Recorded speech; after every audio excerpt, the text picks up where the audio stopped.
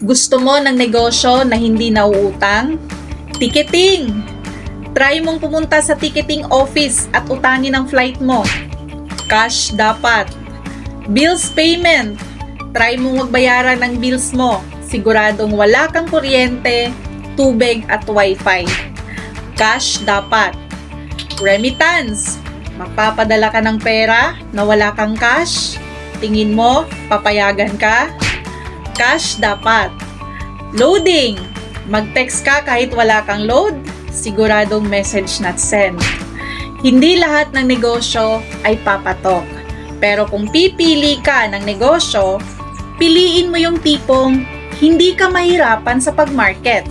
Yung ikaw ang hinahabol. Yung product of need at hindi product of choice.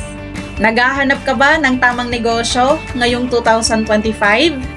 Message ka sa baba para ma-prioritize kita. God bless and see you inside.